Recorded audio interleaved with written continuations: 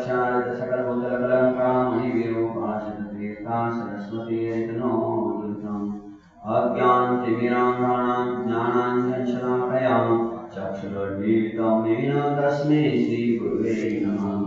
श्री परम गुरुवे नमः। परमप्राचार्य गुरुवे नमः।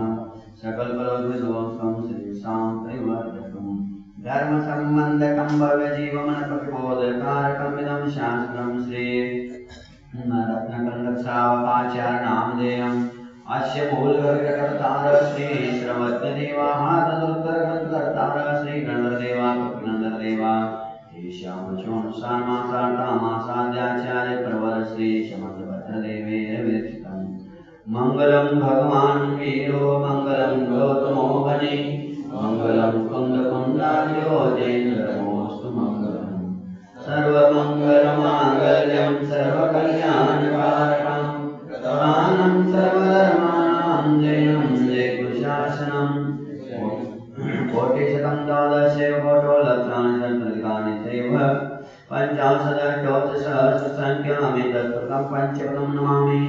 अरहन्तवास्यतं गणदेव्यं गद्यं समं परमागतिरितोषुतनान्मो वयं शिरसा इच्छामन्ते सुतभक्ति कामसमभूतसाधनाङ्गोङ्गवैनय कामेडपर्यम्नि सुप्तपरमाणि भोगभोग सुमदीना चेव सुत्यत्यत्वैनं कायं शयामि त्रिकालं मञ्चेमि पूजेमि वन्दामि नमस्सामि योक्तप्तो कर्मको विलाओ सुवैगमनं समाधिमरणं चिन्मुन् नमो पूर्वाणिकाचार्याचार्य स्वाध्यायोदयाचार्य भक्ति मुक्तदिवार्ये वेदोरमानां कृतिनुजत्पुण्यं नमो गुरुभ्यो छत्तीसमसमागि पंचकाचार्य परमेश्वरानुगमनासलाम दे गुरु भक्ति संजीवे तुम संसार सायरं बोरं चिन्नत्याकमं जपनं भावेते एत्यं ब्रह्मप्रोम निर्ताजानामणिमोस्रांता शतकर्मालयान्तपोदन्दनं साधप्रिया साधव शीलप्रावण गुणप्रहरण चतुरापतेजोनिका मुख्यद्वारकपाटमारणं साधवः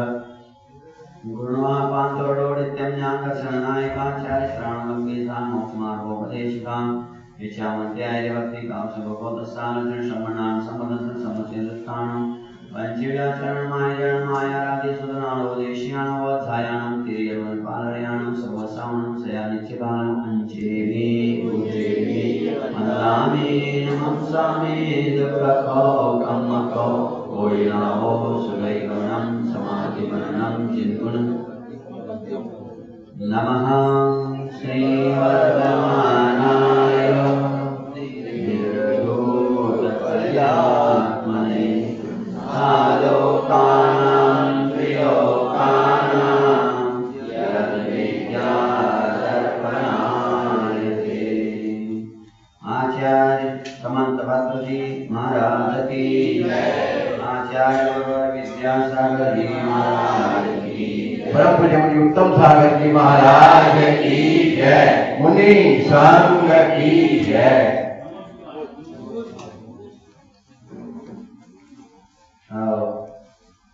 आचार्य समंत भद्र महाराज जी ने सम्यक दर्शन के उत्पत्ति के लिए निमित्त जो कारण है उन कारणों को और कारणों के लक्षण को बताते जा रहे हैं।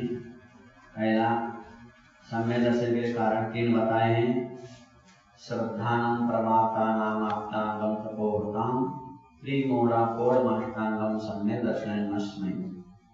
सम्यक दर्शन तभी होगा जो परमार्थ के साधनभूत निमित्तभूत जो आत्म आगम और तपस्वी हैं उनके ऊपर श्रद्धान करने से सम्यक दर्शन होता है, ये बताया। अब आप कौन है आप नहीं जानते तो आपका श्लोक 2-3 श्लोक में बता दिया। आपके नाम भी कितने होते बता दिया।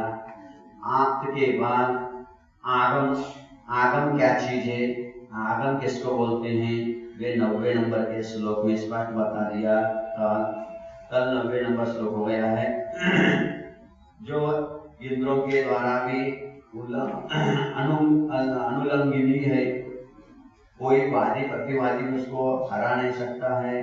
जो तत्व 7 तत्व जितने भी दुनिया में आवाज काम करो भैया, जितने भी दुनिया में तत्व है, 7 तत्वों का जो उपदेश दे वे आगम कहलाता है। और साथ साथ में सर्वाण में सबका हित करने वाला वो आगम, और आपत्ति रखना में मिथ्या दर्शन, मिथ्या मार्ग का जो खंडन करने वाला है वो सच्चा शास्त्र कहलाता है। तो शास्त्र जो कहीं भी हाथ में मिले उसको नहीं पढ़ना चाहिए, उसको पहला अच्छे कोई भावलिंगी अथवा अच्छे कोई संयोगधारी मुनियों को दिखाने देगा, महाराज जी कि हम स्वाध्याय करना चाहते हैं, इसका स्वाध्याय हम करें या न करें। क्योंकि आप भले कितने भी अच्छे हो, भले आपके घर का ही मेडिकल दुकान हो, फिर भी आप अपने हाथ से दवाई उठा करके खा नहीं सकते। क्यों नहीं खा सकते हैं? दवाई की दुकान आपकी है, खा लो ना। हाँ, वो उस दवाई के बारे में कब कितनी मात्रा में कब खाना चाहिए, दवाई कितनी मात्रा की है, ये सब ज्ञान आपको नहीं है। इसीलिए उस दवाई को आप पहले डॉक्टर साहब को दिखाते हैं। डॉक्टर साहब ने ओके कर दिया तो आप अवश्य खा सकते हैं। क्यों ऐसा किया? क्या डॉक्टर दवाई के ऊपर विश्वास नहीं आपको? दवाई के ऊपर विश्वास है, दवाई ठीक करते हैं, लेकिन डॉक्टर ने उस दवाई के बारे में मुझे कितना ज्ञान है उससे ज्यादा ज्ञान डॉक्टर के नहीं।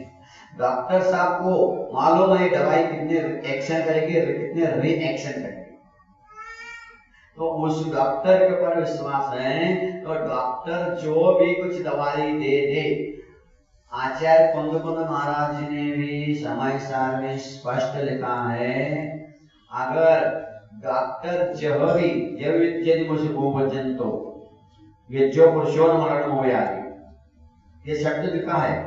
अगर डॉक्टर है तो डॉक्टर जहर भी दे रहा है तो क्या करना चाहिए? क्या करना चाहिए? नहीं करना चाहिए। है डॉक्टर तो बुद्धि है कि नहीं? मैं ऐसा जहर क्यों देता है? मेरे ऊपर विश्वास है कि नहीं? पूछना करो। विश्वास है तो खा, नहीं विश्वास है जा। विश्वास हो तो मैं जो दूंगा वो खाना पड़ेगा तुम्हें।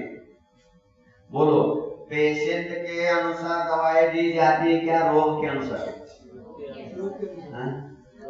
लेकिन आज ऐसी आदत पड़ चुकी है लोगों को, महाराज हम पेशेंट के अनुसार, हम तो हम कड़वी चीज खाना नहीं चाहते हैं, हम तो मीठी चीज हो तो दे दो। तो मीठी खा करके तो शुगर हो गया तुम्हें, फिर बेटा कह रहा कि मारो क्या तुम्हें? और जी मीठी चीज खिला करके फिर मारना है क्या? डॉक्टर वही होता है जो पेशेंट के मन के अनुसार दवाई नहीं देता है, रोग के उपचार के लिए रोग के अनुसार दवाई दिया जाता है। लेकिन डॉक्टर साहब आज क्या हो रहा है मालूम नहीं, हम तो मालूम नहीं है। पेशेंट जो भी आता है, डॉक्टर साहब ऐसी दवाई मत दो जो मुंह कड़वा हो जाए, चिरायत का काढ़ा मत देना, डॉक्टर साहब बहुत कड़वा रहता है।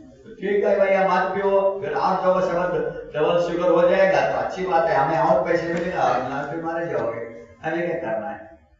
तो डॉक्टर अपनी डॉक्टरी बचा के रखने के लिए, अपनी डिग्री बचा के रखने के लिए पेशेंट के साथ छल कपट कर नहीं सकता है। अब डॉक्टर साहब आपके पास जो पेशेंट आते हैं, उस पेशेंट के आते ही आप उसकी क्या देखते हैं?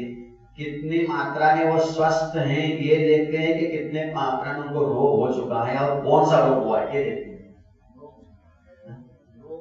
हम सुनने का मतलब अच्छा रोग ही देखते हैं। अच्छा मैंने स्वास्थ्य कितने ये तो नहीं देखते हैं, दोनों नहीं देखते। पहला रोग कौन सा है, क्या हो रहा है ये देखते हैं, बाद में इतना पूछते हैं डॉक्टर लोग, क्यों जी पेट साफ होता है, क्यों जी भूख लगती है, क्यों जी नींद आती है। फिर कोई पेशेंट की चिंता मत कर, अब जाओ, अब तो आराम, कोई स्वस्थ सब बढ़िया हो जाए, कोई टेंशन नहीं।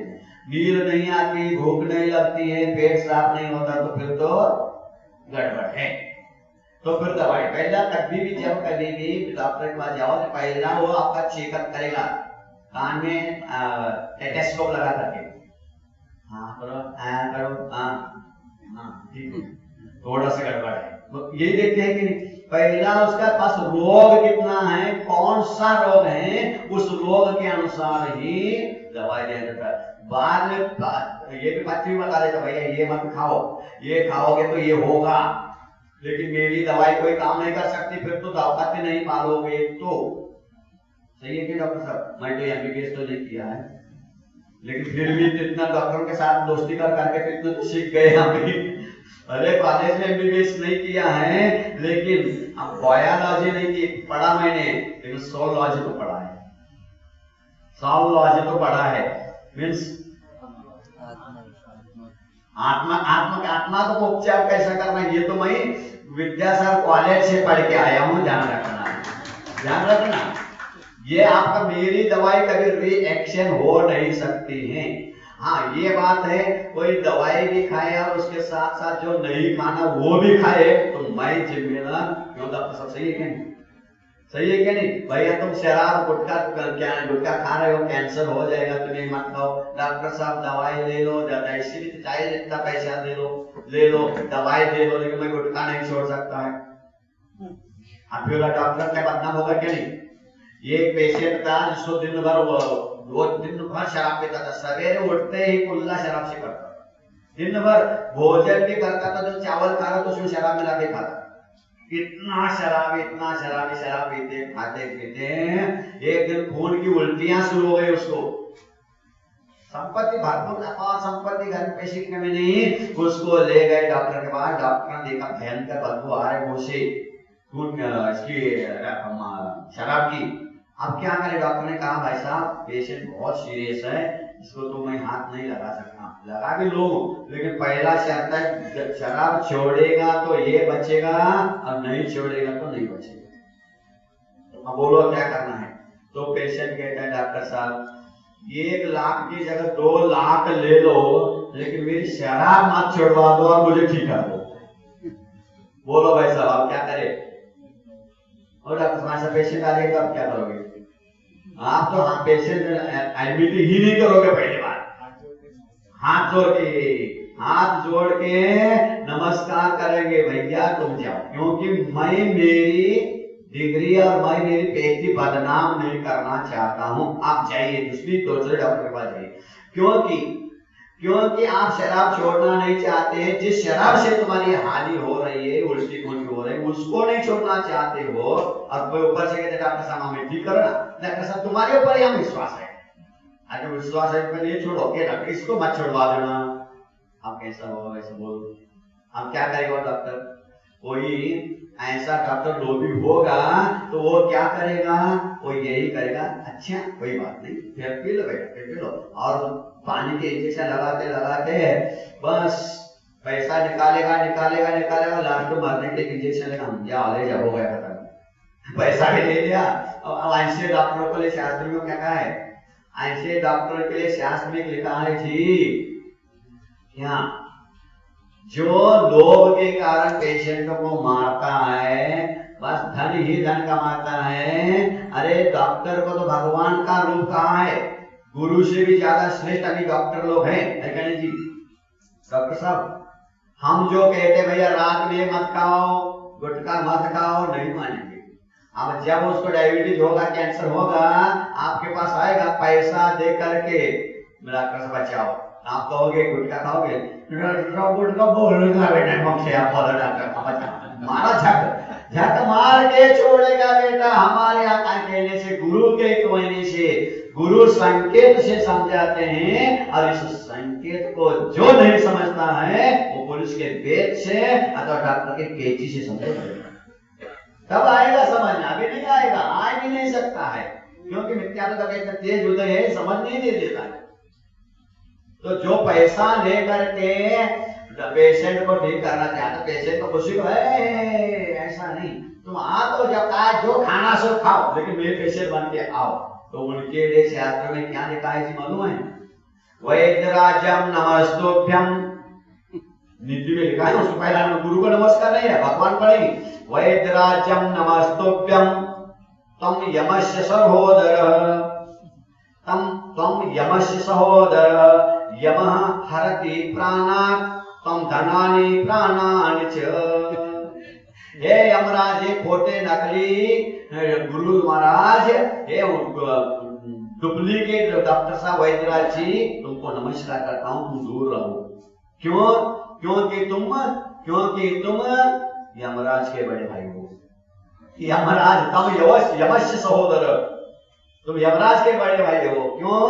यम तो बेचारा प्राण ही ले लेता है, तुम तो ऐसे दुष्ट हो, धन पहले ले लेते जेब भर के, फिर मरने का इंजेक्शन लेके जाओ ले जाओ, तुमने प्राण भी ले लिया, धन भी ले लिया। ऐसा होता है कि नहीं? इसलिए नीम हकीम, हाँ, नीम हकीम खतरे जान, नीम हकीम खतरे जान होता है। इसीलिए डॉक्टर कभी भी रोग के अनुसार ही दवाई देगा, पेशेंट के अनुसार नहीं। उसी प्रकार वक्ता भी वही वक्ता सही बोल सकता है जो पेशेंट को ठीक करना चाहता है, समझा, बैठे हुए श्रोताओं को उसकी सच्चा मार्ग दिखाना चाहता है, वो किसी प्रकार स्वार्थ नहीं रखता है। अब कोई स्वार्थ रख करके करेगा तो वो नीम हकीम खतरे जान ही है। इसलिए सत्य है, सत्य कहना चाहिए। जिस दिन नेता, जिस दिन गुरु और जिस दिन डॉक्टर ये झूठ बोलने लग जाए तो उस दिन देश का और प्रजा का और भक्तों का, पेशेंटों का विनाश। सत्य को सत्य बताना ही पड़ेगा। चाहे मैं बताऊं, क्या आपके पास कोई पेशेंट आ गया, डॉक्टर साहब आपके पास कोई पेशेंट आया, आपने उसको चेकअप किया, डॉक्टर साहब बोलना मत, एड्स कहोगे तो सब बर्बाद हो गए, मेरी पेट चेती हो जाएगी, डॉक्टर साहब मत बताना किसी को। अरे मैं नहीं बताऊं तो मेरा रिकॉर्ड तो बता रहा है, रिकॉर्ड तो मशीन तो बताएगा साहब, अंदर से आ जाता है छाप करके, इसके रिपोर्ट को महाराज डॉक्टर साहब किसी को मत बता देना। ठीक है, मैं बताऊंगा नहीं, लेकिन उपचार तो करना पड़ेगा, दवाई तो खाना पड़ेगा। दवाई कैसे खाऊं, लोग देखेंगे काय की दवाई, सबको मालूम है कौन सी दवाई किसकी है, आप कैसे करेगा? तो सब बताओ नहीं भैया, मैं नहीं बताऊंगा तो प्लीज मेरे पास एडमिट मत होना, दूसरी करेगा, क्योंकि मैं नहीं बताऊंगा। ये तो रोग ज्यादा हो गया तो मुझे ठीक नहीं हो गए तो कोई तुम्हारे घर वाले दूसरे डॉक्टर के पास ले जाएंगे, तो वो डॉक्टर पूछेगा देख करके, अरे बहुत ही बढ़ गए हैं, बहुत ज्यादा हो गया जी, किसी डॉक्टर को आज तक दिखाया नहीं? तो हाँ दिखाया तो था, वो एक सुहास जैन थे, उनको दिखाया था। वो इतना बड़ा डॉक्टर और उनको इसमें अक्ल नहीं है, इतना बड़ा रोग बढ़ गया है और उनको ट्रीटमेंट नहीं किया, बदनाम कौन हो जाओगे? बोलो साहब, कौन बदनाम होगा? डॉक्टर ही होगा ना। तो इसीलिए सच्चा डॉक्टर कहता भैया हमारे पेटेंट दवाई है, लेना हो तो लीजिए, नहीं तो दूसरे दवाखाने में जाइए, लेकिन यहाँ तो शुद्ध ही मिलेगा। सही है क्या नहीं जी? सही है ना? और तो कहो, जिसको अच्छा लगता है वो आएगा, नहीं अच्छा लगेगा तो क्या कर सकते? पकड़ के तो डॉक्टर साहब पकड़ पेशेंट को लाते क्या? अभी भी पेशेंट के जो पीछे भागता है वो सच्चा डॉक्टर नहीं, जिसके पीछे पेशेंट भागते वो सच्चा डॉक्टर है। उसी प्रकार जो भीड़ के पीछे भागता है वो कच्चा साधु है, और जिसके पीछे भीड़ भागती है वो सच्चा साधु है। हमें भीड़ नहीं चाहिए वैसा, हमारी भीड़ भी नहीं चाहिए और तुम्हारी ये भी नहीं चाहिए, ताली भी नहीं चाहिए। ताली से भी मैं मेरे गुरु का ताली बजाने से प्रसन्न मत होना, ज्यादा भीड़ हो तो प्रसन्न मत होना, कम हो लेकिन पावरफुल हो, क्वालिटी रखो, क्वालिटी, क्वांटिटी नो। क्वांटिटी कोई आवश्यकता नहीं, अपने को क्वालिटी चाहिए, चार ही हो लेकिन फन भी ऐसे हो जाए आंखने सामने वाला कहीं नहीं करेगा, खबरदार, ऐसा होना चाहिए, ध्यान रखना। हाँ, एक ही शेर हो। हाँ आया थे कई लोग आए थे आचार्य महाराज पास, मैं संग में था उस समय। महाराज जी कर्नाटक महाराष्ट्र में भी बहुत मिथ्यात्व फैल गया है, मिथ्यात्व का कैंसर और एकांत का एड्स, मिथ्यात्व का कैंसर और एकांत का एड्स बहुत फैला है महाराज जी, उधर बहुत हो रहा है, अब तो कुछ आप उधर चलो। आचार्य महाराज जी मुस्कुराते हुए एक बात कहा, हम लोग थे, आचार्य महाराज क्या, कितना भी हो जाए चिंता मत करो, कितना भी हो जाए, कितना भी हाथियों का झुंड हो जाए, समूह हो जाए, हाथी का टीम हो जाए, चिंता मत करो, ऐसा शेर पाल के रखा हूं, मेरे पास ऐसे शेर है, एक शेर को भेज दूंगा तो सारे भाग जाएंगे। चिंता मत कर रहा है, आचार्य से तो बात ध्यान रखना, बोला आचार्य ने इन लोगों से, ऐसे शेर हमारे पास है, शेर के बच्चे भी है, तो बच्चे हो तो कच्चे नहीं है, सच्चे हैं, क्या डरने की बात है। कोई कहने वाले कहेंगे, लेकिन अपने को आगम छोड़ना नहीं। इस 4 लाइन को अवश्य लिख लेना अपने डायरी में। लिख रहे क्या नहीं लिख लिया? मैं 4 लाइन बताने जा रहा हूं, उसको अवश्य लिख लेना, इस डायरी को बहुत इंपॉर्टेंट है। उपदेश जो जिन देव का उसमें जहर मत घोलना। उपदेश जो जिन देव का उसमें जहर मत घोलना। उपदेश जो जिन देव का, जिनेन्द्र भगवान का जो उपदेश है उसमें जहर मत घोलो, ध्यान रखना। उपदेश जो जिन देव का उसमें जहर मत घोलना। अपनी कमी को ढांकने आगम को मत बोलना। क्या लगे छे अध्यक्ष साहब? हाँ, बड़ो अक्षर में लखी लो, मोटो अक्षर में। हाँ, उपदेश जो जिन देव का उसमें जहर मत घोलना। अपनी कमी को ढांकने आगम को मत मोड़ना। अपनी कमी को ढांकने आगम को मत मोड़ना। भरतेश का दृष्टांत दे बहुसंग को मत जोड़ना। भरत चक्रवर्ती घर में वैरागी था, इसलिए भरा गए सब, यहाँ पैसे कम गए तो विदेश में चले गए पैसे कमाने के लिए, और गुरुओं के बैठ गए। देखो आप गुरु का ही बनकर आ गए आज। जो गुरु बन के बैठ गए और दुनिया को उपदेश धर्म का दे, त्याग धर्म का उपदेश दिया, और यहाँ पैसे कम बैठ के विदेश में चले। देखो सभी गुरु के लिए सभी कह रहा हूं मैं। तो उपदेश जो जिन देव का उसमें जहर मत घोलना। अपनी कमी को ढांकने आगम को मत मोड़ना। भरतेश का दृष्टांत दे बहुसंग को मत जोड़ना। भरतेश का दृष्टांत दे, एग्जाम्पल, उदाहरण। भरतेश का दृष्टांत दे, दृष्टांत, भरतेश का दृष्टांत दे बहुसंग को मत मोड़ना। पालन की तन शक्ति नहीं, अपने शरीर में शक्ति नहीं उपवास करने के लिए, एकासन करने के लिए, केशलोच करने के लिए, पैदल चलने के लिए, नग्न होने की शक्ति नहीं है, कोई पालन नहीं। पालन की तन शक्ति नहीं तो झूठ तो मत बोलना। झूठ तो मत बोलना, जो है वो सत्य कह देना चाहिए। भैया हमारे से नहीं हो रहा है, लेकिन आगम तो ये है, बोलना चाहिए। लेकिन बोलने में डरते हैं। क्यों डरते हैं? सम्य दृष्टि कभी नहीं डरता है, कभी नहीं डरता है तो है। कैसा? क्योंकि सम्य दृष्टि को भान हो गया, ज्ञान हो गया, आज मैं तो मर नहीं सकता, मैं तो आत्मा हूँ, अजर अमर हूँ, कभी मर नहीं सकता, और मेरा क्या बिगाड़ सकता है, अच्छे नहीं होने वाला है। डरने की क्या? अब 7 भयों से मुक्त होते हैं सम्य दृष्टि, 7 भय विमुक्ता। सम्य दृष्टि क्या डरना है भैया? इसमें डरने की क्या? सत्य से क्या डरना है? आदिनाथ भगवान ने सत्य कहा, उसका विरोध भी मारीची हो गया। हुआ क्या? नहीं हुआ है, मारीची हो गया। आदिनाथ भगवान ने सत्य कहा तो उपदेश उसके विरोध में खड़ा हो गया, भयंकर विरोधी हो गया। तो बोलो भैया, आदिनाथ भगवान को आप उपदेश देना चाहिए क्या नहीं? देना चाहिए क्या नहीं? दिया है क्या नहीं? दिया है। और उन्हीं के घर का ही नाती उसका विरोधी हो गया, 363 मत स्थापना कर दी। देख लो, तो एक को गुस्सा आया, एक बिगड़ जा रहा है, तो एक के कारण पूरा उपदेश बंद करना है कि उपदेश देना है? देना है। अब रसोई बना के थे महाराज, लोग रसोई बना के तुम्हारे महाराज बोलते हैं। तो मैं बैठा था पिछले संडे के दिन, सैटरडे के दिन, और यहाँ के रसोई बना के ना बाहर आने वालों को, उनके लिए सामान लेके आया। वो के पीछे तो महाराज जी सामान आ गया, यहाँ पे देख लो और रख लो अपने भोजन का सामान। बोला भाई भैया जी, बाद में साथ बैठ के महाराज जी आपको नहीं कह रहे, वहां महाराज जी मत रसोई बनाने वाला, यहाँ रसोई बनाने वाले को महाराज जी कहते हैं, बहुत अच्छी बात है। अब कर्नाटक में रसोई बनाने वालों को आचार्य कहते हैं, जो आचार्य हो गए महाराज हो गए। वास्तव में वह सही है, वास्तव में सही बात है। जो जिलवान रूपे रसोई बनाने वाले वही आचार्य और वही महाराज है, ध्यान रखना।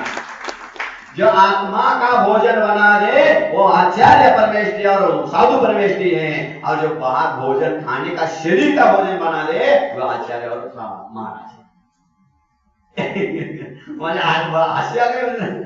उसने कहा महाराज आपका सामान आ गया। महाराज कौन? तो उधर कोई महाराज था, उसको पता रसोई कौन है। तो ये है, तो आज किसी आचार्य ने तो महाराज ने रसोई बना दी, फर्स्ट क्लास बनाया भोजन, सब लोग आकर के भोजन किए, सब लोगों ने किया। और दूसरे दिन 2-3-4 लोग आ गए, जिसने भोजन रखा था उसको फोन किया, साहब कैसा भोजन बनाया था, वो कैसा आचार्य हो, कैसा महाराज है तुम्हारा, हो कैसा भोजन बनाया, हम लोगों का पेट में दर्द हो रहा है। तो आ गए हो ना, अरे क्या बनाया था तुमने कल, कैसा बनाया था, क्या हुआ? सब लोग तो तारीफ कर रहे। तो 2-3 हमारे पास फोन आए, क्यों? तो उनको पेट में दर्द हो रहा है। तो महाराज जिसने बनाया था भोजन उसने कहा पूछ लो पहला स्वास्थ्य है क्या? पेट में जब उनके पेट में अल्सर है तो काय को मिर्ची की भजी खाई? तुम खाए क्यों भैया? तुम अपने मुंह में कंट्रोल नहीं रखे तो हम क्या करें? तुम अपने मुंह में कंट्रोल नहीं रखे, तुम्हें डायबिटीज है तो खाया क्यों तुमने? नहीं खाते। तुम्हें आए हैं पंगत में बैठे हो तो खाना पड़ेगा, नहीं खाना तो उठ के चले जाओ। लेकिन यहाँ आए तो यहाँ पर हमारा जो है रसोई बनाने वाला सब प्रकार फर्स्ट क्लास व्यंजन बना के रखा है। अब एज यू लाइक, आपको अच्छा लगा तो खाइए साहब, नहीं खाइए तो उठ के जाइए साहब। जबरदस्ती कोई तुम्हें थोड़े खिला रहा है, जबरदस्ती कोई खिलाता है क्या? नहीं खिलाता है, as you like, as choice. ऐसा है, वो रसोई बनाने वाले आचार्य को तो महाराज को दोषी मत ठहराओ। खाया तुमने, उसके साथ क्या था, किसके साथ क्या खाना चाहिए ये भी मालूम नहीं। डॉक्टर साहब ये नियम है, आप भी ध्यान रखना, कभी भी घी के साथ नींबू नहीं खाना चाहिए, जहर हो जाता है। हमारे गुरु महाराज ने कहा नींबू और घी दोनों मिला के खाओगे तो जहर होता है। तो उसने खा लिया, और खाने का जहर होगा तो उल्टी हो गई, वो नहीं लगा। तो आचार्य की क्या दोष है, उस महाराज का क्या दोष है जिसे बेचारे ने बनाया है इतना? तो आपको पछता है तो आके बच्चे बैठिए, क्योंकि आपके पेट में अल्सर है, पेट में नशे सब सड़ गए तुम्हारे, गंदगी खा के। इसलिए इस भोजन की बुराई मत करना, भोजन तो अच्छा ही है, लेकिन आपके पेट में दर्द हो रहा है मतलब नियम से आपके पेट में गड़बड़ी है। चोर के दाढ़ी में बोलो चोर के दाढ़ी में चल क्या होता है, तभी तो गुस्सा आता है। सही है ना? मैंने बहुत पहले भजन लिखा था, 15-20 साल पहले। तो वहां पे पिछले साल हस्तिनापुर में 10 लाख चल गए। कई लोगों ने देखा उसको, महाराज इसको आप 10 प्रवचन गाना ही, आपको वो गाना ही पड़ेगा। भैया मैं नहीं कहूँगा बेफालतू लड़ाई झगड़ा क्यों, सभी के लिए गाना मेरी नहीं भाई, नहीं मैं गाना। वहां के मंत्री ने तो उसको 25 जोरास करके सभी जगह छिपकाया, सब लोगों को दिया उस भजन को। मैंने उस भजन का ऐसा लिखा था, जैनी होकर जिन धर्म न जाना, हाय वीर कैसा आया जमाना, हाय वीर कैसा आया जमाना। ये मंदिर के मंत्री और अध्यक्ष बनेंगे, मंदिर के धन से घर अपना भरेंगे, ऐसे ट्रस्टियों से मंदिर बचाना। सब को हमने सब कुछ लिखा, उसको तो बहुत अच्छा लगा। और जो खाते हैं मंदिर के उसको तो गुस्सा आएगा ही आएगा, सब कुछ हमारे सर को उसमें लपेट दिया, निश्चय वाली कर सब को उसमें लपेट दिया। गुरु बिना गुरु के स्वाध्याय करते कराते, सही शास्त्रों का मनमानी अर्थ लगाते, ऐसे स्वाध्याय में कभी ना जाना, हाय वीर कैसा आया जमाना।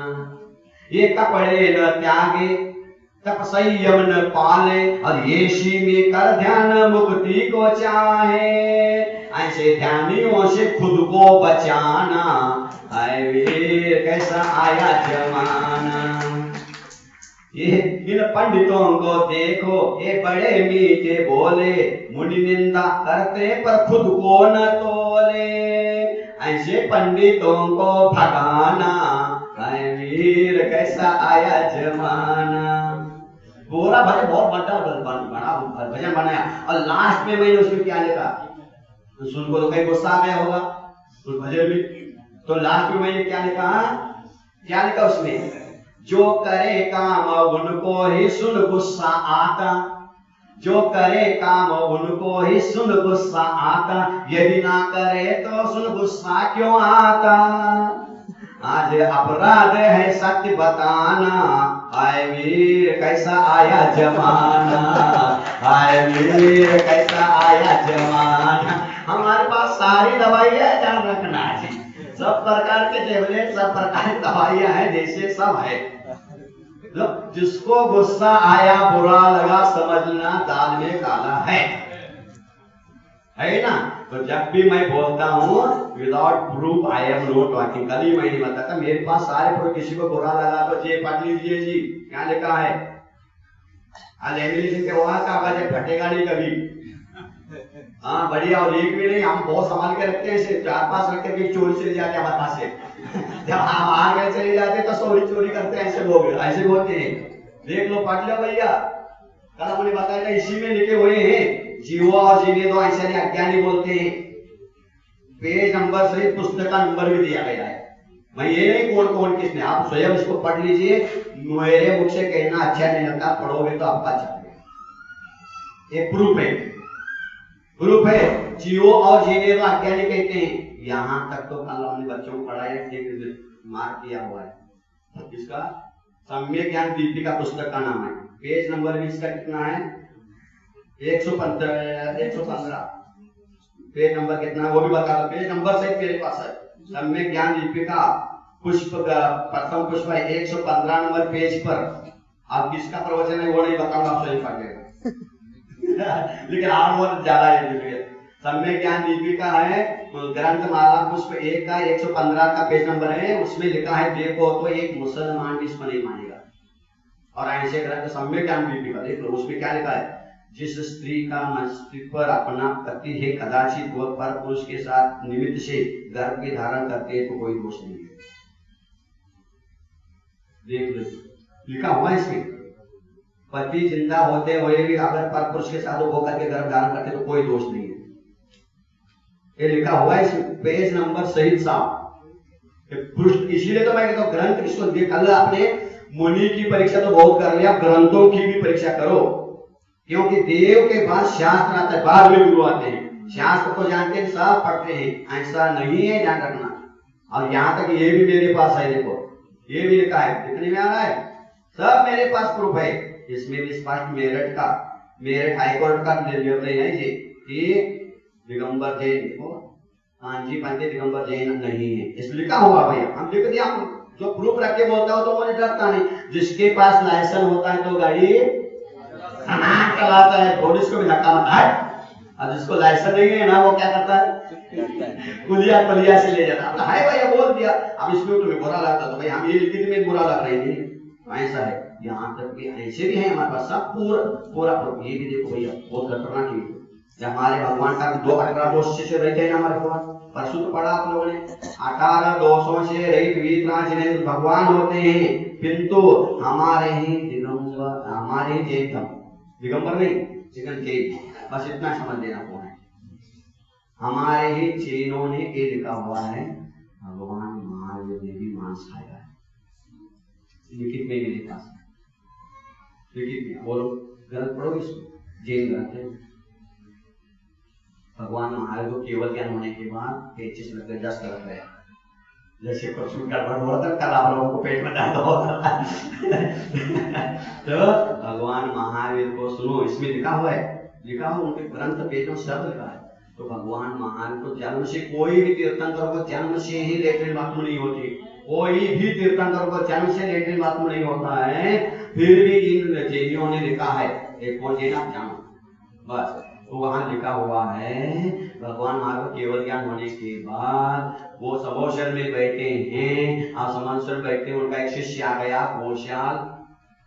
तो भगवान महावीर का है मेरा प्रिय शिष्य है घोषाल है, ऐसे बहुत दूसरे ऐसा समझता है, ऐसा बता दिया। तो उसको गुस्सा आ गया शिष्य को, भगवान तुमने ऐसा क्यों बताया, क्यों बताया तुमने ऐसा, सत्य तो है लेकिन सत्य को सत्य नहीं कहना चाहिए, बस क्यों बताया। भगवान महावीर को गुस्सा आ गया महावीर के ऊपर। तो उसने अपने कृष्ण लेशा, एकदम तेज क्रूर लेशा उसके ऊपर फेंक दिया भगवान महावीर के ऊपर। तो लेशा बहुत गर्म कृष्ण कृष्ण लेशा थी, वो जाकर भगवान मार को तो कुछ नहीं कर पाई, वापस आ गई ना उनके पास फेरी लगा के। उसकी गर्मी से, उस तीव्र क्रूर लेशा की गर्मी से भगवान मार को पेचिश हो गई। 10 लाख रुपए देख लो कितनी मूर्खता। लेके जन्म से ही जिसको सोच नहीं होता है उसको केवल क्या हमारे समूह शरण में शुरू हो गया, 10 संगासन खराब हो गया। अब फिर क्या करे, सारे शिष्य चिंतित हो गए, अब क्या होगा भगवान का, अब क्या होगा क्या होगा।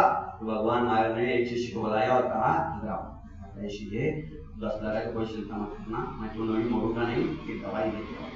दवाई कहाँ से कैसे दे, तो वहां जाओ, एक रेवती है, रेवती रानी, वो अपने घर में बिल्ली पाल रखी है, बिल्ली के लिए मुर्गे का कबूतर का मांस बना के रखी है उसने, उसको जो उसको ले आओ, वो ले आओ और हमें दे दो तो वो रोग ठीक हो जाएगा। वो उसने गया वहां और लाके के वो ठंड में सब पात्र का दान मिल गया, दान देने का सौभाग्य मिला, उसने वो मांस दिया और ले जाकर के भगवान मां को दिया तो खाया तो कैसी सुन ये लिखा होगा है भैया, सब है। केली में थोड़ा सा भरा रहता है शास्त्र में, आप कहना ठीक है पढ़ो, कहने से पढ़ लोगे तो अच्छा रहेगा। इसीलिए जिनवाने की भी परीक्षा करके ही पढ़ना चाहिए, जो भी ग्रंथ पढ़ो आप, लेकिन पहला वो कहाँ से प्रकाशित है, उसका लेखक कौन है, ये पहला गुरु से आप क्या करना, परीक्षा कर लेना उसका। उसके बाद पढ़ाई स्वाध्याय करोगे तो तुम्हारी कर्म निर्णय होगी, ज्ञान का विकास होगा। अन्यथा आज एक बाजार में सिंबल आता है ग्रीन कलर का और एक आता है रेड कलर का, रेड कलर मांसाहारी और ग्रीन कलर का शाकाहारी, लेकिन ग्रीन कलर होते हुए भी उसमें भी अंडा मांस मिल रहा है, डालते हैं, चर्बी डालते हैं, क्योंकि अंडे को, चर्बी को, हड्डी को, खून को, हड्डी को और नख को, बालों को मांसाहार में नहीं लेते, वो भी आ रहा है, इसीलिए ऊपर सिंबल लगाएंगे ग्रीन और अंदर मांसाहार होगा। उसी प्रकार ऊपर लिखाएंगे जिनवानी दिगंबर जैन शास्त्र दिगंबर जिनवानी, और अंदर से ये भी एक मिथ्या तो ही है, इस बात से समझ लेना। और डॉक्टर साहब, शरीर के 2 प्रकार के आहार होते, लोग का क्या है, एक मांसाहार और एक शरीर, मांसाहार खाने वाले खाते हैं, तो शरीर के लिए मांसाहार होता है एक और एक होता है शाकाहार। उसी प्रकार मैंने चिंतन करके सोचा आत्मा के भी 2 आहार हैं, सम्यक तो है शाकाहार और मिथ्या तो है। अब लगा तुम्हारी आत्मा शाकाहारी है क्या, क्या जानो भैया, ये तेरा मेरा काम है, आई एम ओनली पोस्टमैन ने पत्र पढ़ा, पत्र पढ़ने से लोग पोस्टमैन क्या करता बोलो, पोस्टमैन कभी हंसता नहीं ना रोता है। एक पोस्टमैन था, बचपन में मैंने देखा, एक पोस्टमैन पत्र लेके आया और 2 पत्र थे उसके पास, सब काटा था, 2 पत्र बचे थे और एक पत्र पहला दिया, दादी, उसके घर में कोई नहीं थे जिसका पत्र था, उसकी एक बुढ़ी थी, बुढ़ी महिला, उसको कहा दादी ये तुम्हारा पत्र आया है, ले लो। तो कहती है पोस्टमैन साहब मुझे वाचना नहीं आता है, पढ़ना नहीं आता है, कृपया पढ़ के थोड़ा सा सुनाओ ना। तो पढ़कर सुनकर शुरू किया, तुम्हारे घर में, तुम्हारे वहाँ रिश्तेदार में तुम्हारे यहाँ नाती हो गया है, 2 साल के बाद वो भी जुड़वा तो हो गए हैं, ऐसा, अरे ऐसा हो गया, ये बहुत अच्छा, बहुत हल्का खुश। पोस्टमैन साहब और चाय पीकर करके नहीं आया हूँ, 2 टाइम फेंक दिया, चल दिया, आगे पहुंच गया, वहां पे पोस्ट दिया, पत्र दिया, तो वहां रोने लगी, वो पूछने बुढ़ी माँ, भैया हमें पढ़ना नहीं, पढ़ के सुनाओ। तो उसने कहा तुम्हारे दामाद जी है ना, उसका दामाद मर गया है, ऐसा घर में 4 लोग मर चुके हैं, रोना शुरू करी, ये वो पोस्टमैन ऐसा तुमने सोया, तुम्हारा पत्र है, तुम जानो तुम्हारा क्यों, फेंक दिया, चल दिया। ना वहां हंसा ना यहाँ रोया भी नहीं और हंसा भी नहीं, उसको क्या। तो उसी प्रकार मैं ना हंसूंगा ना रोऊंगा, समाजवाद ने लिखा है, मैं सुना रहा हूं, तुम जानो तुम्हारा। ओके, क्या कर सकते बताओ। अब चलो, अब तपस्वी के बारे में, अब साधु के बारे में भी आएगा, चिंता मत करो। शांत करने के साथ गुरु की भी परीक्षा होती है, उसमें क्या है, जो है सो है।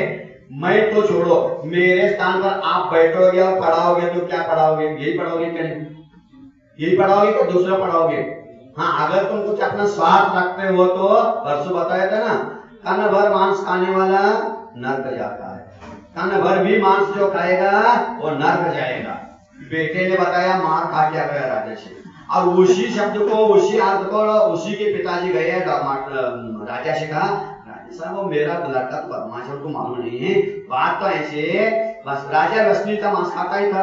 अब बेटे ने जो शास्त्र में था पढ़ के सुनाया, एक खाने भी जो मांस खाएगा वो नर्क जाएगा। तो राजा ने मारा उसको खूब, तू क्या समझता, तू क्या समान सुनाता है, तेरे बाप ने अभी तक नहीं सुनाया, तू क्या सुनाता है।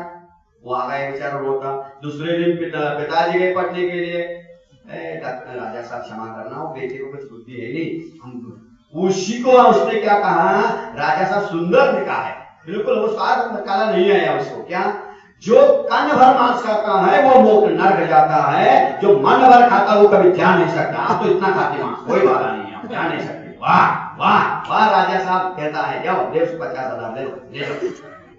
आलो, शास्त्र का उल्टा अर्थ मतलब अपने स्वार्थ के पीछे शास्त्रों को मत मोड़ना कभी। आगम तो आगम, एक है ना लक्षण। चलो अब आगे बोलते हैं। अब आगम का लक्षण हो गया, किसका आएगा लक्षण, 10 नंबर के 10वें नंबर गुरु का लक्षण। गुरु कितने नंबर के संबंध पत्र के ग्रंथ में 10 नंबर ही 10 नंबर मैं क्या करूं।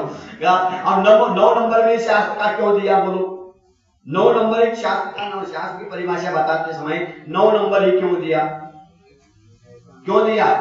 10 को दे सके थे नहीं, 9 नंबर बहुत समांतर। इतने ज्ञानी, इतने तार्किक, इतने दार्शनिक थे, गजब के। 9 नंबर ही शास्त्र को क्यों दिया, क्योंकि शास्त्र हमेशा शाश्वत होता है, ध्यान रखना। तीर्थंकर मिट जाते हैं, अरहंत चले जाते हैं, साधु गुरु सब चले जाते हैं, लेकिन जिनवानी शाश्वत है, अनादि काल से है, अनंत काल तक रहेगी। भरत क्षेत्र में वही जिनवानी, विदेश क्षेत्र में भी वही जिनवानी। गुरु बदल सकते हैं, अरहंत तीर्थंकर बदल जाते हैं, लेकिन जिनवानी वही की वही रहते, शाश्वत है। जैसे 9 अंक शाश्वत होता है, 9 अंक कभी क्षय नहीं होता है। होता है क्या, 9 की पाड़ा गिनती आती है को, 9 तो 9 है ही, 9 दूनी 18, 1 और 8 9, 9 तेया 27, 9 3 27, 2 और 7 9 चौक 3 और 6 9, 9 पैता 45, 4 और 5 9, 9 सक 54, 5 और 4 9, 9 सत्ते 63, 6 और 3 9, 9 सत्ते 72, 7 और 2 9, 9 81, 8 और 1 9, 9 10 0 और 9, और यहाँ में 9 11 9 11 99, 99 9 9 18, 8 और 1 9 अंक अक्षय है। इसीलिए समझभद्र महाराज जी ने 9वें नंबर की गाथा को शास्त्र में बताया है। अब दुनिया में 10 नंबरी कौन है, झूठ नहीं बोलना। अब 10 नंबर कौन, किसने गाया वो, कौन पीछे में कौन था 10 नंबरी कौन है, मनोज कुमार। क्या हम नहीं जानते मनोज कुमार कौन है, इस हीरो को नहीं जानते हैं, लेकिन मनोज कुमार को आप कभी आप मुंबई में रहते हैं ना, रहते हैं ना, तो एक बार मेरे पास उसको अवश्य ले आना। मैं कहूंगा भैया उस भजन को सुधारो। हाँ, अब सुधार है ना। दुनिया 10 नंबरी, मैं हूँ 1 नंबरी। क्योंकि 10 नंबरी सब लोग यहाँ बैठे हैं, एक भी ऐसा नहीं होगा जो 10 नंबरी होगा। सबके पास 10 नंबर है क्या नहीं, बोलो कितने नंबर है सब लोग, बोलो झूठ बोलो के पास लगे, बोल सब लोग 10 नंबरी हो। हेलो बोलते हैं सबके पास 10 नंबर है, इसीलिए आप बदल दो उसको। दुनिया 10 नंबरी, मैं हूँ 1 नंबरी। 108 नंबर। जब तुम लोगों के कह रहा हूँ तो आप लोग पिक्चर देखते ना, इसलिए तो मैं तो 1 से 8 नंबरी हूँ ही। और 1 से 8 में भी देखो कितनी बड़ी बात है, 1 से 8 में भी दोनों मिला लो, 10 और 8 18, 18 8 और 1 9, 1008 में लगा दो 9। ये भी शाश्वत अंक ही है, ध्यान रखना। इसीलिए तो दुनिया 10 नंबरी है, किंतु दुनिया में रह करके साधु भी 10 नंबर हो रही है। अब बताओ साधु 10 नंबर कैसे होते, देख सुनो समझ बात देखो कितने सोच के रखते गाता है। 10 नंबर का श्लोक है। साधु की, सच्चे साधु का लक्षण है, परीक्षण नहीं, लक्षण। लक्षण और परीक्षण में बहुत अंतर है। शास्त्रों में जहां कहीं भी जाओ, देव गुरु शास्त्र के लक्षण बताए हैं, ना कि परीक्षण। परीक्षण नहीं, लक्षण। लक्षण में और परीक्षण में क्या अंतर है? लक्षण यानी क्या होता है, जैसे आपको गाय खरीदना है तो गाय कैसे, दूध देने वाली को गाय कहते हैं। गाय और बैल एक से दिखते हैं, लेकिन दोनों में अंतर है। बैल दूध नहीं देता है, गाय दूध देती है। ये गाय का दूध देना वो गाय कहलाती है। आई समझ में? गाय का लक्षण हो गया। अब परीक्षण क्या है? वो गाय काली है कि 5 सफेद हैं, कितनी दूध देती है, कितना गोबर देती है, कि मारती तो नहीं है, लात तो नहीं मारती है, ये सब उसके लक्षण हो गए। हाँ, परीक्षण हो गए, उसके परीक्षण हो गए, परीक्षा किया आपने। किंतु लक्षण क्या है? गाय के बस 4 पैर होते हैं और दूध देते हैं, सिंह होता बस। ये जानवर है, पशु है, जानवर मनुष्य नहीं है, ये उसका लक्षण है। लक्षण को परीक्षण में गलत करो तो गड़बड़ हो जाएगा, ध्यान रखना। अब चलो, विषयाशा वशातीतो, विषयाशा वसातीतो, निरारंभो परिग्रह, निरारंभो परिग्रह,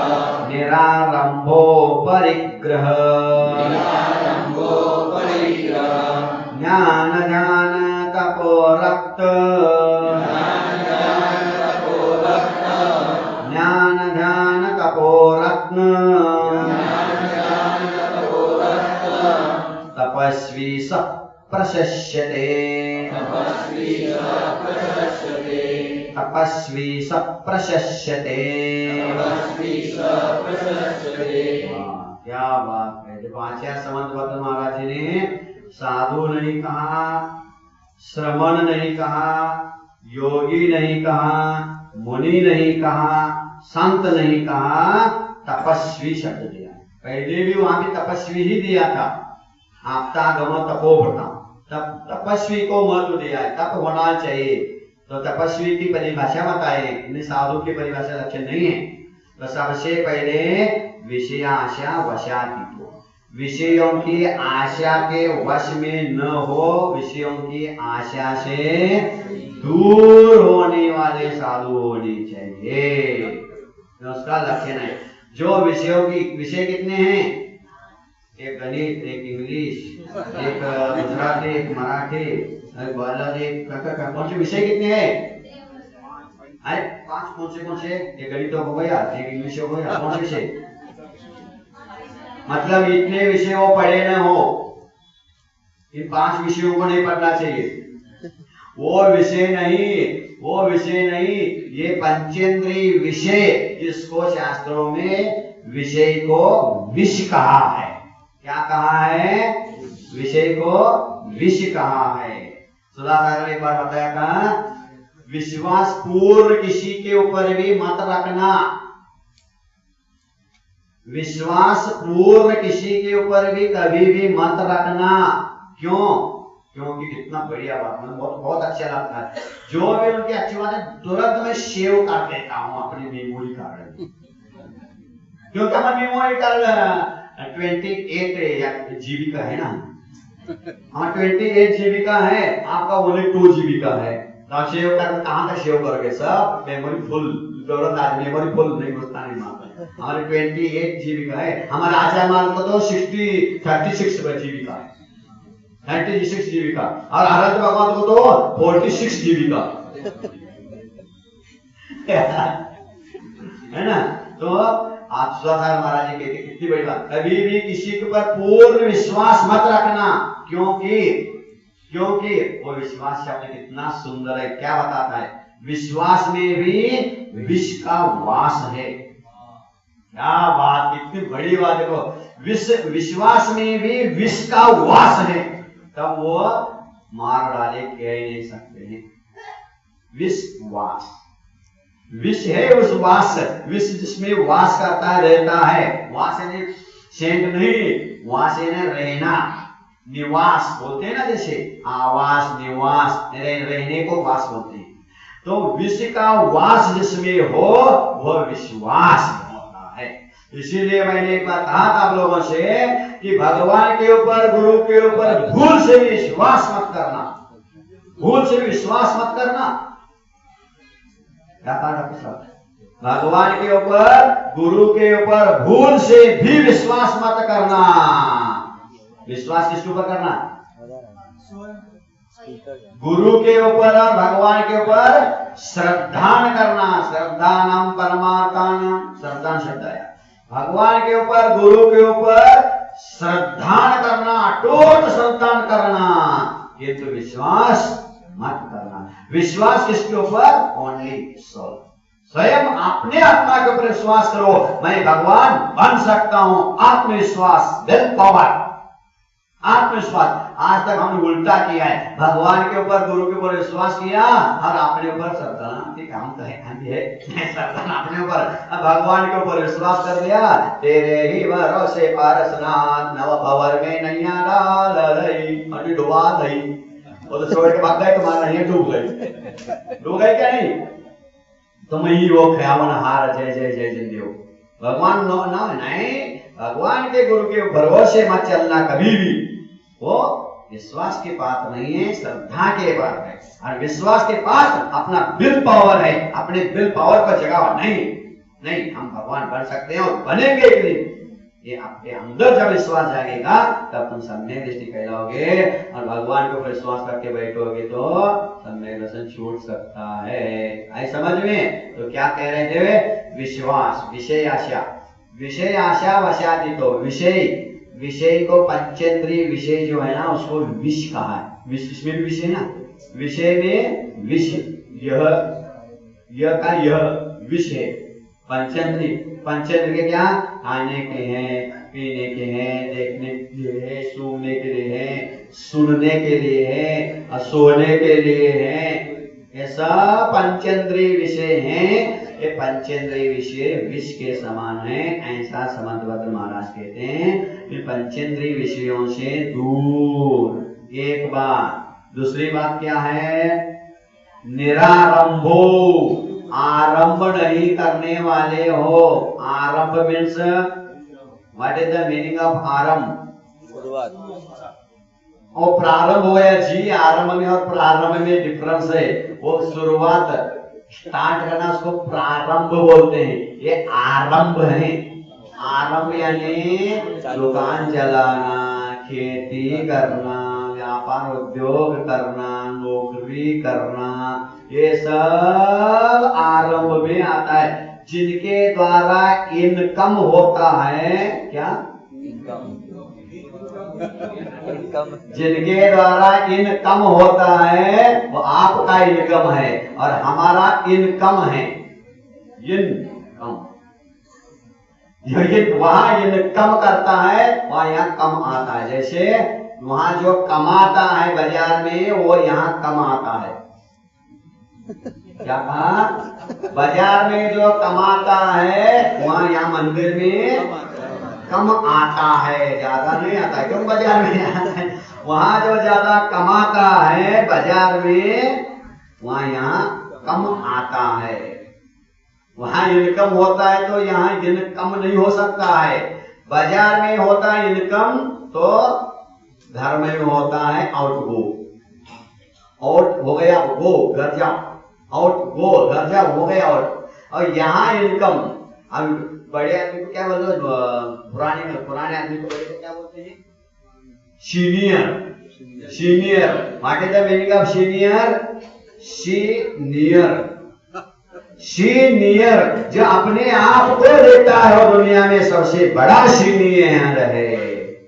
अपने आप को देखो, सीनियर, ये है। तो आरंभ किसको बोल दिया है? आरंभ मैंने पैसा कमाने का साधन। जो पैसे कमाने के साधन से दूर हैं वो तपस्वी साधु कहलाते हैं, सच्चे साधु। अब साधु क्या दुकान चलाएगा, व्यापार करेगा, उद्योग करेगा, खेती करेगा, क्या नौकरी करेगा? कुछ नहीं करेगा, फिर भी करते हैं, अपना अपना दुकान चलाते हैं। कमरे में बुला दिया, इधर हट, हाँ ये नारियल ले जाओ, तो माँ का दुकान में बांध दो, इनकम हो जाएगा, फुल ग्राहक आएंगे बिल्कुल, और जितने ग्राहक आएंगे उसमें से आधा हमें बेच देना, ये इनकम कर रहा है। ये मेरा आरंभ हो, इसको बोलते हैं आरंभ, इसको बोलते हैं आरंभ। निरारंभ क्या? आरंभ से रहित। आरंभ से ने वो खेती वाली तो नहीं करेंगे, लेकिन ये बिजनेस ऐसा चल गया मंत्र तंत्र के द्वारा इनकम करना। बाद में कहना क्या, भैया हमारे लिए तो कुछ नहीं, वो क्षेत्र बन रहा है इस क्षेत्र के लिए। आज क्षेत्र के लिए तो श्रावकों के लिए भैया तुम है, दोनों को जोड़ दो, तुम जानो तुम्हारा काम जानो जी, हम जाते। लेकिन हम ही स्वयं रसीद बुक लेके बैठ जाए तो ये क्या होगा? क्या होगा? क्या मुनि नहीं रहेगा, वो मुनि मुझी कहलाएगा। मुनि नहीं, वो मुनि मुझी कहलाएगा। कितना अंतर है? मुनि चाहिए क्या, मुनि मुझी चाहिए जी आपको? महाराज आगे तो दुकान में मुनि मुझी मिल जाए तो फोन करिए। अरे दुकान में मुनि मुझी हो तो आपको अच्छा लगता है, और घर में मकान में मुनि आ जाए तो कैसा चाहिए देख लो। मुनि मुझी हो ना, जो पैसा स्वयं गिनते बैठ जाए, स्वयं रसीद बुक ले जाए, तो वो मुनि नहीं कहा जा सकता है, वो मुनि मुझी कहलाएगा जी। लगा दिया जी कहलाएगा, तो मुनि मुझी नहीं होंगे। साधु जो सच्चा साधु होगा तो अनारंभों से दूर रहेगा। क्षेत्र बनने के लिए प्रेरणा दे सकता है, क्षेत्र बनाने के लिए प्रेरणा दे सकता है, लेकिन क्षेत्र बनाने के लिए किसी को पेड़ नहीं देता है। पेड़ यानी पेलना, परेशान करना, दे पैसे इतना देना पड़ेगा तुम्हें, ये नहीं होगा। तुम जानो तुम्हारा काम जानो, ये हमारा कोई नहीं। लेकिन कहने में ऐसा आता है हमारा उस क्षेत्र से कोई इन्वॉल्व नहीं है, हम कोई मतलब नहीं है, और आपके आदेश में ना पत्ता भी हिल नहीं सकता, वहां पत्ता भी नहीं है। सोचा ये क्या है? वो तो वही है। इसलिए हमने दोहा लिखा था डॉक्टर साहब, सत्ता संस्था संपत्ति कितने हो गए? कितने हो गए? 3 नहीं 4 हो गए, कम हो गए ना। तो सत्ता संस्था संपत्ति आफत के चढ़ती, आफत में संकट, सत्ता संस्था संपत्ति आफत के चढ़ती, जिनसे साधु बचे अगर होगा निज में लीन। इनसे बच के रहना। साधु पद लेने के बाद सत्ता भी नहीं, संस्था भी नहीं, संपत्ति भी नहीं। जब पत्नी ही छोड़ दिया तो संपत्ति क्यों बनेगी? जब पति पद छोड़ दिया घर का, जब पति नहीं बनना चाहा, पति बने भी थे तो छोड़ दिया, तो फिर यहाँ संपत्ति क्यों बनी?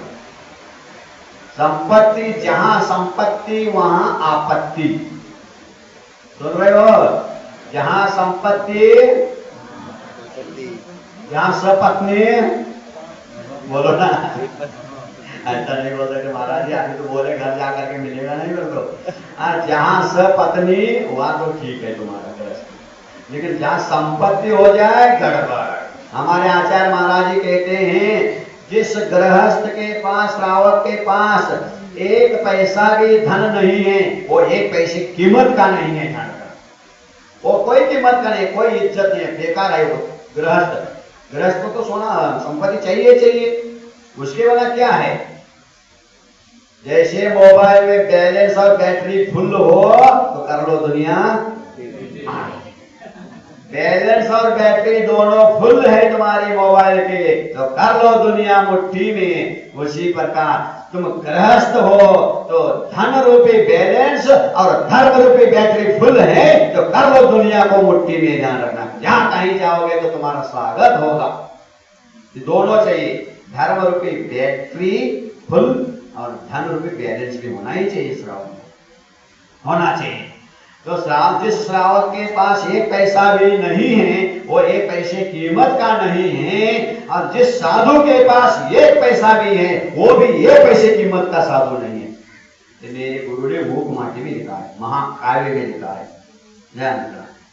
साधु हो तो पैसा नहीं होना चाहिए और श्रावक हो तो पैसे बिना नहीं होना चाहिए। तो पैसा चाहिए चाहिए। आपके पास धन होगा तभी धर्म भी होगा। बोलो धर्म श्रेष्ठ क्या धन श्रेष्ठ?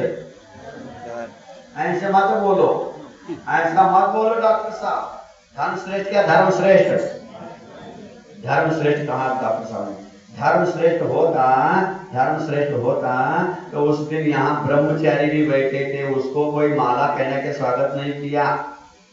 लेकिन जिसने 21 लाख और 9 लाख दिया उसको तो फोटो खिंचवा के स्वागत किया। क्यों किया? बोलो जो क्यों किया? मतलब धन दिया तभी तो किया है। वो सही बोला, धन दिया है ना, धन दिया है तभी तो आनंद आया है, आनंद फोटो खींचे। तो ब्रह्मचारी धर्मात्मा था, उनको क्यों नहीं किया? जो इसीलिए लेके थे धर्म, जहां धर्म चाहिए श्रावकों के लिए धन की आवश्यकता है, दोनों चाहिए, धर्म भी चाहिए और धन भी चाहिए। मुख्यतः श्रावकों को धन की है तो साधु को धर्म की है। आपके पास धन नहीं होता तो कैसे आते? बोलो, गाड़ी नहीं होती, पैसा नहीं होता तो गाड़ी नहीं होती, गाड़ी नहीं होती तो पैदल वहां से आ नहीं सकते इतने दूर से, अब कैसे आओगे?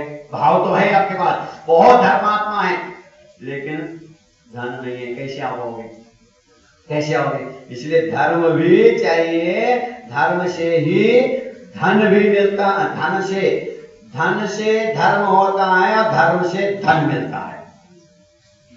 क्या? धर्म से तुम्हें धन मिला, उसी धन से फिर धर्म करो। जैसे बीज चाहिए, एक बीज है, उस बीज से बहुत हमें बीज चाहिए, एक से कुछ काम नहीं होगा, एक से ही काम होगा, बहुत बीज मिलेगी। कैसे? उस बीज को जमीन में बो तो पेड़ आएगा, पेड़ से फिर बीज मिलेंगे आपको, तो बीज से पेड़, पेड़ से बीज। उसी प्रकार धर्म से धन, धन से धर्म, ये ऐसे नीति है। उसी प्रकार ज्ञान से ध्यान, ध्यान से ज्ञान, मतलब सम्यक ज्ञान, उसके बाद सम्यक ध्यान, सम्यक ध्यान से केवल ज्ञान। पहला सम्यक ज्ञान हो गया, उसके बाद सम्यक ध्यान हुआ, सम्यक ध्यान हुआ तो फिर सम्यक केवल ज्ञान हो गया। तो एक दूसरे के पूरक हैं, इसीलिए गृहस्थों को धन की आवश्यकता है तो साधु के लिए धर्म की मुख्यता है। ऐसे समझ में? तो साधु होने के बाद भी अगर धन रखता है तो वो कोई कीमत का नहीं है। तो 5 इंद्रियों के विषय से दूर और आरंभ परिआरंभ से दूर और परिग्रह, ये शब्द नहीं है, अपरिग्रह शब्द है।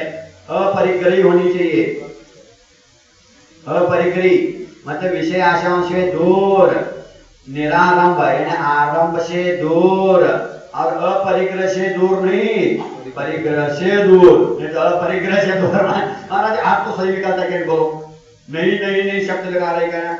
विषय आशा वशा अतीत, अतीत यानी बीत गया, विषयों के आशा से दूर हो गए, एक हो गया। अब निरारंभ आरंभ से दूर हो गए, और अपरिग्रह से दूर हो गए। आप तो लगाने वाला ऐसा कोई भी लगा सकता है। कौन लगा सकता है? जो परिग्रहीवान है वो कहेगा, जो परिग्रह भी रखेगा और अपने आप को आई एम गुरु वो बताएगा। देखो तो भैया ऐसा ही लिखा है, परिग्रह से अपरिग्रह से दूर है, मतलब परिग्रह से सही, इसलिए मैं परिग्रह भी रखता हूं और आई एम योर गुरु। ये ऐसा नहीं है, ध्यान रखना। ये आरंभ परिग्रह से भी दूर, किसी भी प्रकार का परिग्रह नहीं होना चाहिए, आरंभ अपरिग्रही कहलाएगा। और इतना ही नहीं, ज्ञान ध्यान तप में रत्न, 2 शब्द मिलता है। ज्ञान ध्यान तप रूपी रत्न जिसके पास है वो कहो, अथवा ज्ञान ध्यान और तप में रक्त यानी लीन रहते हैं। दोनों लिखते, कई रत्न भी लिखते, कई रक्त भी लिखते हैं। तो ज्ञान ध्यान और तप ही जिसका रत्न है, ऐसे वे तपस्वी, अथवा ज्ञान ध्यान और तप ही, तप में जो लीन होता है ऐसा तपस्वी। तपस्वी कैसा होना चाहिए? ज्ञान ध्यान और तप में हमेशा लीन होना चाहिए और उसी को वही रत्न है समझ करके उसको संभाल कर रखने में तत्पर होना चाहिए। ऐसा जो करता है उसको क्या बोलते हैं? तपस्वी बोलते हैं। अब ये किस किस के पास है? वो सब हमारे गुरु। ये लक्षण जिसके पास है वे हमारे, आप बोलो भैया इसमें क्या क्या होना चाहिए क्या नहीं है, आप स्वयं देख लीजिए। हम क्यों कहें वो ऐसा है वो ऐसे है ये ऐसे हैं? हमारे कहने से आपको बुरा लगता है तो आपके हाथ में कमेटी वालों ने सबने एक एक के हाथ में एक एक ग्रंथ। अभी कम है क्या भैया? ज्यादा मंगवा दिया? और ज्यादा मंगवाने तो नहीं है, सबके पास है। तो इस गाथा को 10 नंबर की गाथा पढ़ो, उसमें स्पष्ट कहा है अगर यह लक्षण उसके पास है तो वो गुरु कहलाएंगे, और ये लक्षण नहीं है तो अभी वो हमारे जीवन में हमारी बंद गाड़ी शुरू नहीं कर सकेंगे। गुरु ही नहीं तो क्या शुरू करेंगे? तो कोई भी हो दिगंबर भेष धारण करने के बाद अगर ऐसा करता है वो भी गुरु नहीं है। अब दिगंबर भेष तो है ही नहीं और सब क्रिया कर रहा है, फिर भी मैं आपका गुरु हूँ कपड़े पहन करके भी जो गुरु होता है, सोचो दिगंबर जैन धर्म में कपड़े पहनने वाले को कहीं भी क्या कहा? कपड़े पहनने वालों को दिगंबर जैन धर्म में कहीं भी गुरु नहीं कहा है। और जो कपड़े पहनने वाले को गुरु कहता है वो दिगंबर जैन श्रावक नहीं हो सकता है। सुन लो क्यों? तुम्हारे पंच परमेश्वर को पंच महागुरु बोलते हैं। पंच परमेश्वर में अनंत भगवान कितने कपड़े पहनते हैं? 1 या 2? वो अंडरवेयर और बनियान पहनते होंगे, वहां पर 2। अनंत कपड़े पहनते हैं क्या? सिद्ध भगवान आचार्य परमेश्वर कह रहा हूँ, रसोई बनाने वाला आचार्य नहीं, आचार्य परमेश्वर कपड़े पहनते हैं? उपाध्याय परमेश्वर नहीं, और साधु परमेश्वर। जब कपड़े हमारे 5 परमेश्वरी कपड़े से मुक्त हैं, कपड़े नहीं पहनते हैं, तभी तो दिगंबर कहलाते हैं। और कपड़े पहनने वाले को जो गुरु कहे के उनकी पूजा करेगा, उनकी आराधना करेगा और उसका स्वाध्याय सुनेगा तो वो कौन कहलाएगा? गुरु तो दिगंबर है ही नहीं, तो क्या शिष्य उसका चेला दिगंबर हो सकता है? बोलो भैया, हम नहीं कहते इसमें, तो इस शास्त्र के आधार से बोलो। तुम बीच में मत बोलो, नहीं तो देखो गुस्सा कैसे देख रहे खबरदार बोला गया। तो आप आगम लगा लो ना, शास्त्र तो शास्त्र, जैसे शास्त्र की परीक्षा है उस लक्षण बताया, उसको गुरु की लक्षण बताया है, तुम किसको गुरु मान रहे हो? वो वास्तव में दिगंबर था क्या? दिगंबर है क्या? दिगंबर का उपदेश दिया है क्या? वो सोच लो। गुरु तो हमारे यहाँ दिगंबर जैन धर्म में दिगंबर ही होते हैं, और फिर भी दिगंबर गुरु को छोड़ करके, दिगंबर गुरु से नफरत करके वस्त्रधारी को गुरु मान करके उनको जन्म जयंती मनाओगे, उसकी फोटो लगाओगे घर में और उसको आराधना करोगे, तो भले तुम कहते रहो तो मैं दिगंबर जैन श्रावक हूँ, लेकिन भगवान महावीर और पंच परमेश्वरी नहीं कह सकते तुम दिगंबर जैन श्रावक हो, कह नहीं सकते। ध्यान रखना, आप भले कुछ भी कहते रहो। एक छोटा सा ऐसा बच्चा था जी, मैंने देखा, और उस गांव में कर्फ्यू लगी थी और कोई भी रास्ते में मिला तो बस मारो पकड़ो भागो बस। और वो बच्चा ने देखा, वो पुलिसों को देख करके सब लोग भाग रहे। बोले पुलिसों में दम है भैया। उसने ध्यान से देखा पुलिस क्या क्या करता है। पुलिस के हाथ में ड्रेस, खाकी ड्रेस है, टोपी पहना है, हाथ में लठ लिया है और मुंह में एक विशुल सिट्टी बजाई। बस कल घर गया, मम्मी मुझे पुलिस बनाया। अब मैं भी, क्योंकि मैं भी तो लोगों को डराऊंगा, मुझे पुलिस बनना ही है, मुझे पुलिस ड्रेस चाहिए। रोने लगा, कितना समझाया, माने नहीं माना, मुझे पुलिस ड्रेस चाहिए। चलो भैया, एक अकेला लड़का था, दुकान ले गए, खाकी ड्रेस पहनाया पुलिस का, टोपी पहनाया और हाथ में लकड़ी ले लिया, सिट्टी बाजार ले लिया और बाजार में घूमने लगा। I am police, I am constable, खबरदार पकड़ूंगा तुम्हें, देखो वो एक आया इंसान और एक झापड़ मारा गाल में और रोता है, मम्मी मुझे हमें मारा। उस पुलिस को लेकर तो लोग भागते हैं, और हमें क्यों नहीं लोग भागते हैं, हमें क्यों मारते हैं? अरे पागल, पुलिस ड्रेस पहनने से कोई पुलिस नहीं होता है, आइडेंटिटी कार्ड हो तो पुलिस होता है बेटा। ये आइडेंटिटी कार्ड क्या चीज है? उसको इतना पढ़ना पड़ता है, इसका ट्रेनिंग देना पड़ता है, लोगों को मारने का ट्रेनिंग मिलता है, मार खाने का नहीं, मारने का ट्रेनिंग लेना पड़ता है। हमें पहला क्यों नहीं बताया? मार खा के आ गया मैं, ऐसा पुलिस नहीं होता है। ऐसे समझ में, मात्र ड्रेस पहनने से कोई पुलिस नहीं होता है। उसी प्रकार दिगंबर जैन कुल में जन्म लेने से कोई दिगंबर जैन श्रावक नहीं होता है, ध्यान रखना। जिसके दिल में दिगंबर गुरु हैं, जिसके दिल में मन में दिगंबर भगवान हैं, वही दिगंबर जैन श्रावक है, ध्यान रखना।